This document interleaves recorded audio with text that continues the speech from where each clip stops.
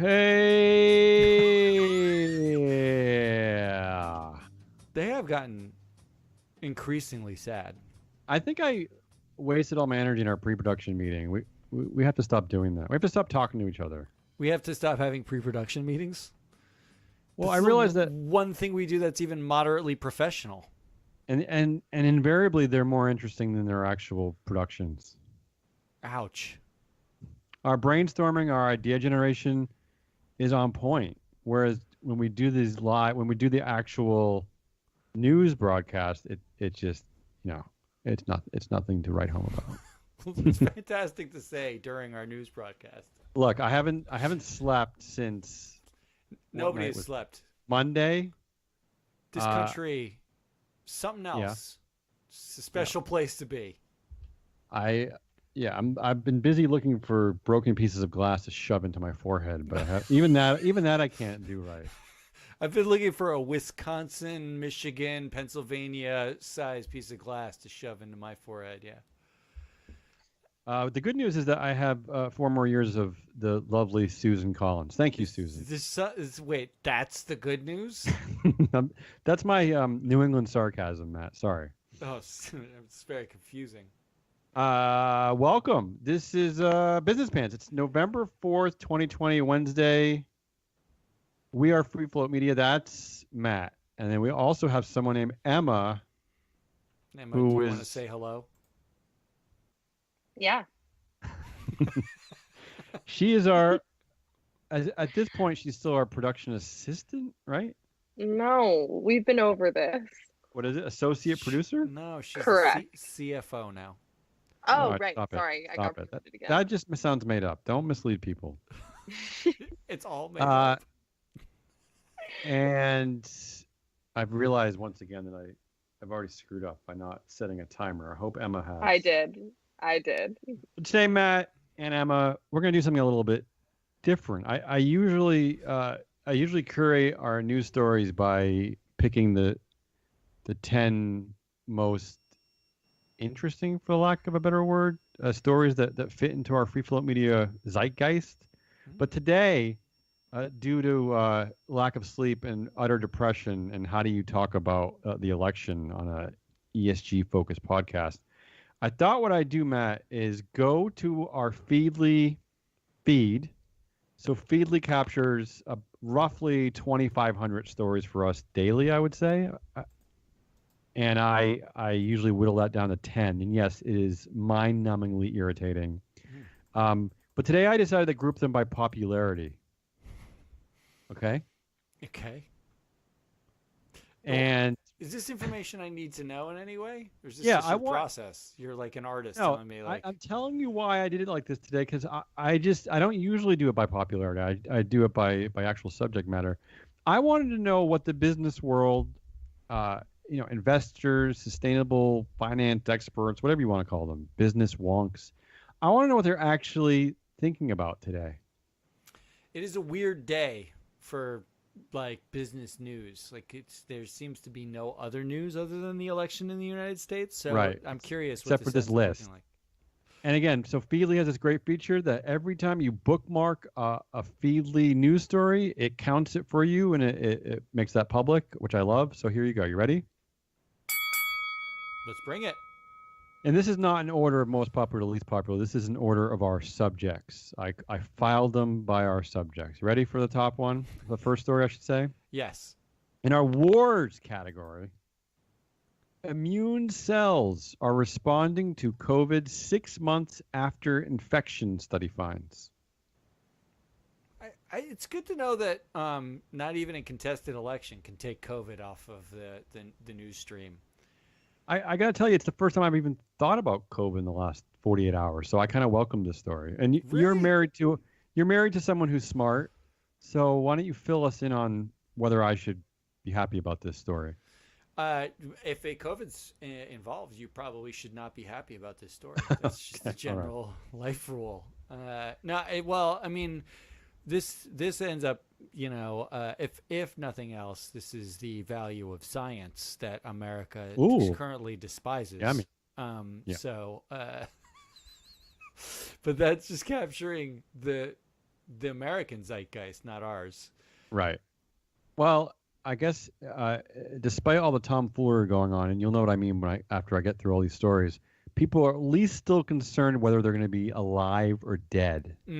That's at a baseline. And in which case, do you think like corporate scandals that kill people? I did see a story about Ford like has to recall. I think it was Ford has to recall like 300,000 vehicles because there's a manufacturer defect in them. Do you think those stories just stop for the next like 36 hours while we wait for the election results? Does every company, like if you were a company right now, would you just release the most heinous stuff you've ever done? Absolutely. Right? Absolutely. You do that today. That's the day. Yes. Well, there is a story like that hanging out in our ESG section. Thank God. All right. Let's get to that.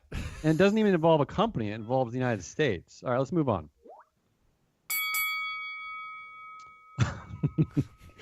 Emma told me to move it along right when I said let's move on. So I don't know whether I'm a genius or whether Emma is really irritated. You are thinking like one. Go. The big gig. Uber, Lyft, and gig companies win big after Prop 22 passes in California. So yes, Matt, despite what you think, corporations can buy laws that make them happy. More than $200 million spent by companies that lose money to defeat a law that protects workers, and it didn't pass. Congratulations, California, always letting us down. Gig companies like Uber, Lyft, and DoorDash will be allowed to continue classifying their workers as independent contractors by providing them with a few additional benefits. Moral hazard employee lives. What are those few additional benefits? Like, we'll make change for you. Like, we'll give you 4 quarters for $1 for the laundry machine. I think you get a foot massage from. Well, that's a benefit. I wouldn't mind actually. Yeah, it's probably from other Uber and Lyft drivers, though. I think they're giving them some semblance of actually like healthcare vouchers, and like the things that companies do for their actual employees. You're giving them some semblance of that. Right. Only the state has to bail them out for unemployment, and they don't have to pay for unemployment. So it's a win-win. Your Uber, your Lyft, your DoorDash. This is $200 million well spent for, considering that you don't make any money. This is a good way to burn some more, making sure that you don't have to pay your employees, anything and take responsibility for them. So congratulations to them. It's a big win. Here's a statement from the campaign. I guess the prop was not successful because of overspending, Matt. Prop 22 was successful because it represented the best interests and preferences of hundreds of thousands of app-based drivers across the state. I missed that part in the footnote. Yeah. All right. Let's move on to Inside the Pants. ESG corporate sadness. Maybe Emma can help us with this one day. We do need to rename this acronym ESG. We're still failing, despite Matt's lovely kill the acronym speech at a conference he made earlier this year, right? Yeah, it has not taken. Apparently, no one listened to that speech. All right. Here's a win, at least for, here's just a win. Here's a win for something, but a win nonetheless. Sarah McBride made history becoming the first openly trans person elected to a state Senate seat. So I'm going to classify this as an ESG win. Are you okay with that? I mean, I guess so. It shouldn't. I like that it happened, but it shouldn't be news that it happened. And when we've gotten to the point where that's no longer news, then I'll be happy. Let's just be happy with any bit of progress this year. Do I have to be happy at all today? No. Here's the one you're really gonna love. Here is the most beautiful post-election Wednesday morning news dump. It comes not from a company, but from the country we live in. The United States formally exits Paris Pact, aiming to curb climate change. So they formally left the Paris Agreement today. No, we knew this was going to happen, so it's not a surprise. I do like that it happened on the day after the election, and it's official. The news out of Europe is there is basically no change. They're all actually going to tackle climate change as a global issue. So we alone, America does it biggest and best. We alone have mastered the art of lighting the world on fire best. Yeah, and we were talking about this earlier in our first pre-production meeting. We had two pre-production meetings. We were talking about how the hell do all these people support Trump, and that was my claim that despite probably deep down knowing that he's a buffoon and not actually doing anything appropriately, they like big and best. They just like crazy. They like chaos. They just like being seen. I don't know. They like ratings. I don't know. I don't know how to put my finger on it. We're the droughtiest, sea leveliest, risiest country there is. That's what they Right. like. Yeah. I mean, we can't be number one in like treating people well, but we can be number one in crazy. Well, good. We've already Okay. hit that marker. Let's move on. The apology tour. Here's where the minds and interests of our fellow business news enthusiasts gets a little strange. Here's one of the most popular stories of the day. The day after one of the most momentous elections in the history of our country. Here's the story. Trump mistakenly introduced the rapper Lil Pump as Lil Pimp at his final campaign rally. Why? That is news? Why? I don't even know why. I don't. Why are you bookmarking that? By the way, you can't take that in and repeat that to your friend later. You need to bookmark that. All right, let's go to our Blowheart Index. Elon Musk, always on the minds of traders, Matt. Elon Musk says Tesla was about a month from bankruptcy during Model 3 ramp. I don't know what that means. Ramp up. But the point here is that anything to do with the cute narrative of Elon Musk, anything with the lore and the lore of his company and his empire, people love, right? So we talked about this in one of our 12 pre-production meetings this morning.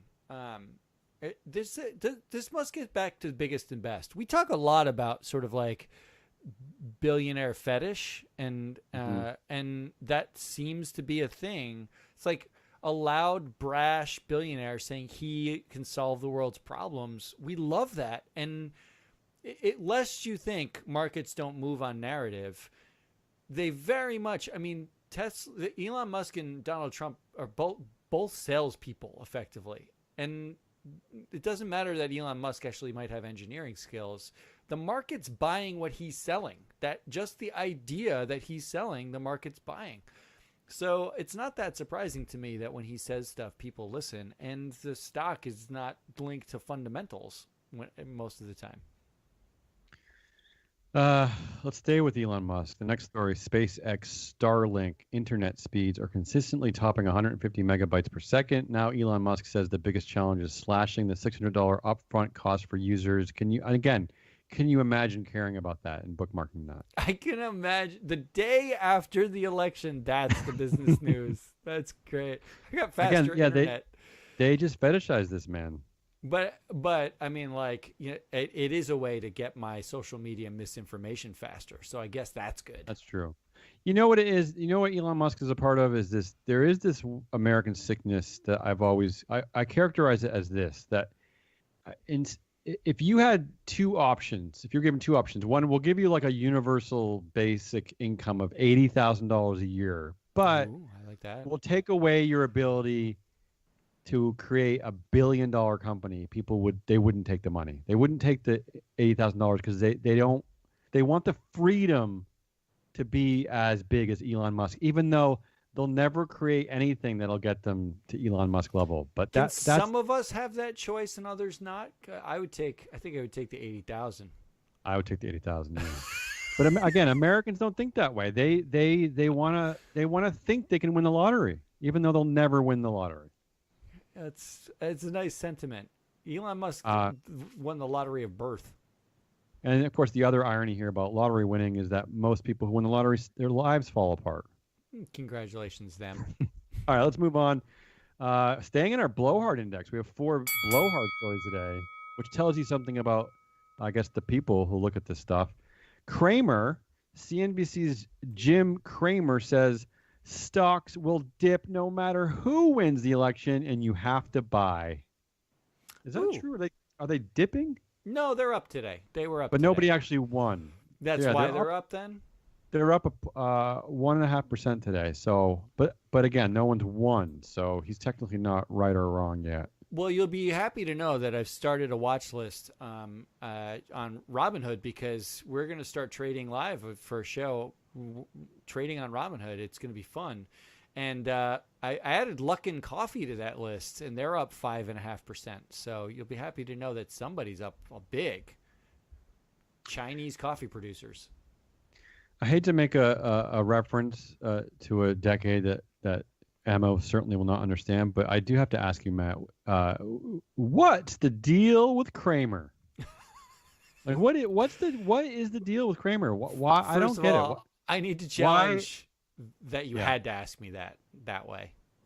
But we were talking about this in another meeting today about the legality of putting out ratings. Like, you have to be regulated if you're making investment advice. Advice, right? Sorry, so why does Cramer get away with this stuff on CNBC, which seemingly seems like a very serious network? Why does he get to do this? Because he's giving you his opinion, and there's disclaimers at the end of it that says this is just the opinions of Jim Cramer, and and it's not investment advice. This is why everyone thinks the stock market is horseshit. All right, let's move on here. I was sticking with narratives in our Blowheart Index. Republicans have condemned Trump's false claim to have already won the election. Yes, so he made a claim this morning, I think, that he won re-election before the election was over. I just want him to claim that the market being up today is because he won the election he hasn't won yet too. Just like complete the circle of false claims, like claim the market performance, claim that you won. It's everybody feels like a winner that way.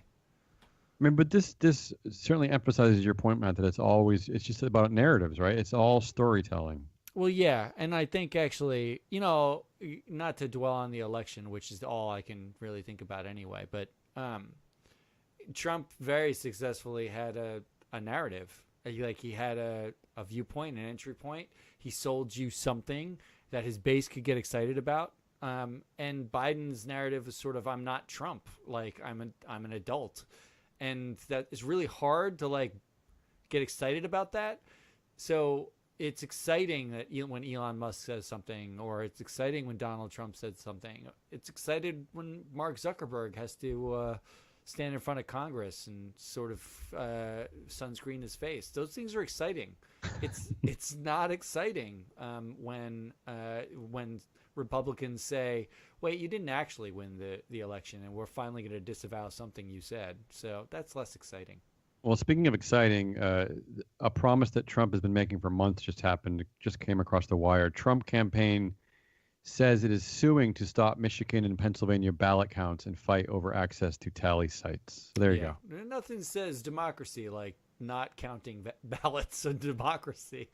All right, let's move on with all of the strange stories being bookmarked in the business world today. Move over to deepfake meat. Eminem endorses Biden. This is the first Biden story, and licenses "Lose Yourself" for a campaign ad and a first for the rapper. But the election already happened. Why are people bookmarking that now? Well, it's over a 24-hour period. I don't know. What am I supposed to tell you? It's a little late to endorse the guy on the day of the election. Do you know that two of these stories were about one of the candidates, something to do with a rapper? Good point. Maybe that's why the Travis Scott McDonald's shiny object distraction works so well. Yeah, it does. Speaking of shiny distraction, the next story, here's this very simple headline. Here's what marijuana actually does to your body and brain. How did that get bookmarked? Well, that's the only one that's maybe worth bookmarking. And maybe later you want to reference that, right? Because if it turns your brain into like spaghetti, maybe you want to know that. I'm going to use it anyway. This also means that all of your financial experts are high if they're bookmarking. I am seeing that Jim Cramer, Eminem, Lil Pump, and marijuana all go together. Those are the people. And Elon Musk. there's a common theme here. And just so you know, 4 additional states have legalized marijuana as of yesterday: New Jersey, Arizona, Montana, and South Dakota. South Dakota. Progress. All right. Our final story of the day, although I think does Emma have a feature for us today? Emma has a feature for us after we're done. Yes.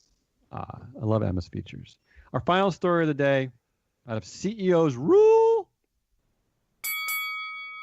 A more serious story, I guess, but another one about Trump. Deutsche Bank plans to cut ties with Trump after the election and could seize his assets if he can't pay back his debts, according to a report from Reuters. Wow. Nicely done, Deutsche Bank.